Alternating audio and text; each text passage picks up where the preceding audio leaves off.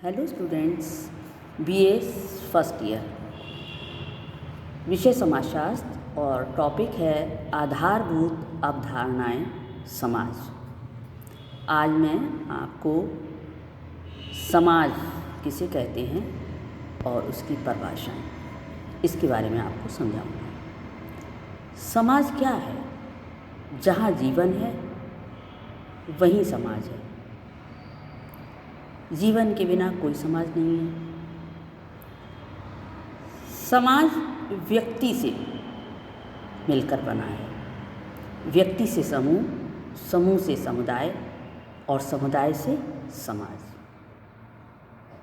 समान अर्थों में अगर कहें तो समाज आपस में संबंधों का परिणाम है।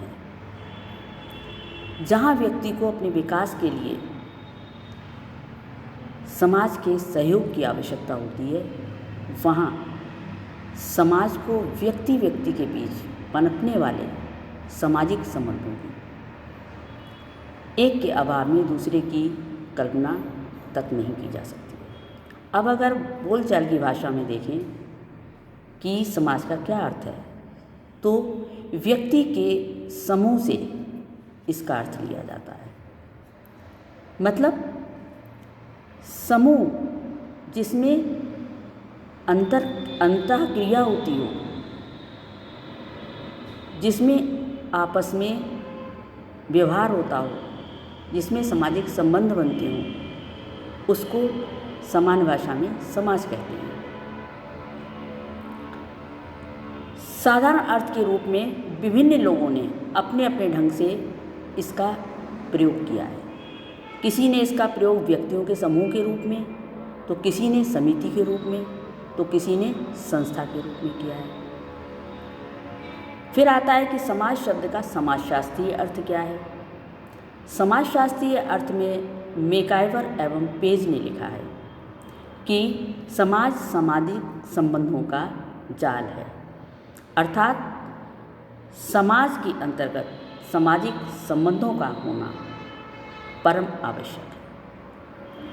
अब सामाजिक संबंध की व्यवस्था कैसे होती है या सामाजिक संबंधों का आधार क्या है, उस रूप में हम विभिन्न तथ्यों के माध्यम से इस चीज़ को स्पष्ट करते हैं। सामाजिक संबंधों का अर्थ पहले आता है कि सामाजिक संबंध का अर्थ क्या है।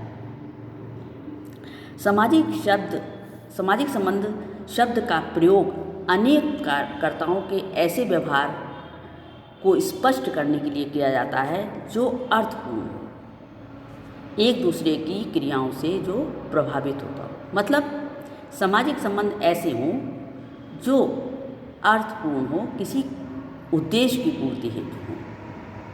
ऐसे नहीं कि बेमतलब में हमने किसी से व्यवहार बना लिया या हम कोई बातचीत कर रहे हैं तो सामाजिक संबंध हो गए। मतलब हम जब किसी उद्देश्य को लेकर के किसी से संबंध बनाते हैं या व्यवहार करते हैं तो वो सामाजिक संबंध के अंतर्गत आएगा। दूसरी तरीके से ऐसे भी कह सकते हैं कि जब दो या दो से अधिक व्यक्ति अपने विभिन्न आवश्यकताओं की पूर्ति हेतु एक दूसरे के संपर्क में आते हैं या परस्पर अंतःक्रिया करते हैं, एक दूसरे को अर्थपूर्ण ढंग से प्रभावित करते हैं, तो ऐसे संबंधों को सामाजिक संबंध कहा जाता है। इसके बाद आता है कि सामाजिक संबंधों के निर्माण की आवश्यक दशाएं। मतलब सामाजिक संबंधों के निर्माण के लिए क्या आवश्यक दशाएं हैं। जैसे नंबर 1, जीवित व्यक्ति। सामाजिक संबंध कब बनते हैं? जब दो जीवित व्यक्ति हैं, तभी सामाजिक संबंध बनेंगे। और दूसरा है संपर्क एवं संचार।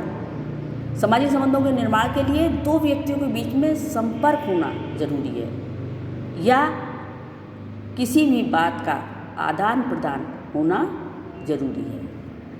तीसरी चीज़ पारस्परिक जागरूकता, आपस में जागरूक रहना, होकर के संबंध बनाना, ये जरूरी है।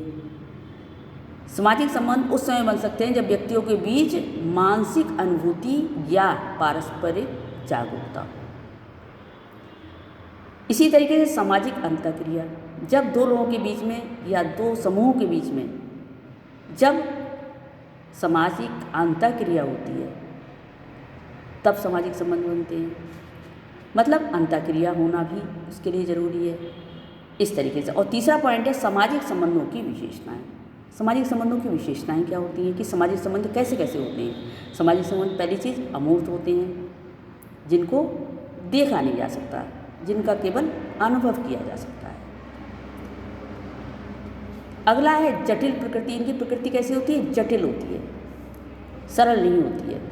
और अर्थपूर्ण, ये कैसे होते हैं? अर्थपूर्ण ढंग से जुड़े होते हैं एक दूसरे से। और अनिश्चित स्वरूप, इनका स्वरूप कैसा होता है? अनिश्चित होता है, कोई निश्चित स्वरूप नहीं होता है।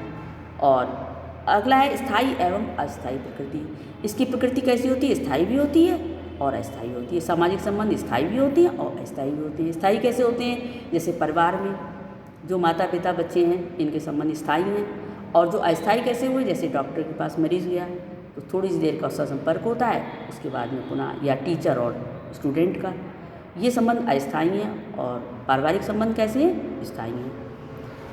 और अगला है सहयोग एवं असहयोगी प्रकृति। इसमें क्या है कि ये सहयोग और असहयोग, इनकी दोनों प्रकृति होती हैं। ये सहयोग के आधार पर भी बनते हैं और असहयोग पर भी बनते हैं। जैसे कि किसी से लड़ाई झगड़ा हो गया, संघर्ष हो गया, तब भी संबंध बन रहा है थोड़ी देर के लिए, तो वो हुआ सामाजिक संबंध।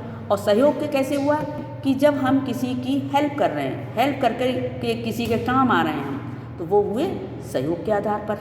इस तरीके से सामाजिक संबंधों की ये विशेषताएं, इनके आधार पर सामाजिक संबंध बनते हैं। अब आता है कि समाज की परिभाषा। परिभाषा क्या है?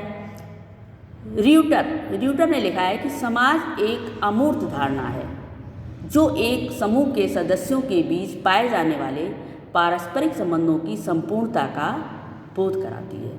और दूसरी परिभाषा है राइट के अनुसार, समाज व्यक्तियों का समूह नहीं है, ये समाज में रहने वाले व्यक्तियों के पारस्परिक संबंधों की एक व्यवस्था है। ये हो गई इनकी परिभाषाएं। अब आता है कि मैकाइवर और पेज की परिभाषा के अनुसार समाज की व्याख्या क्या है। ये मैं नेक्स्ट वीडियो में आपको समझाऊंगी। Thank you.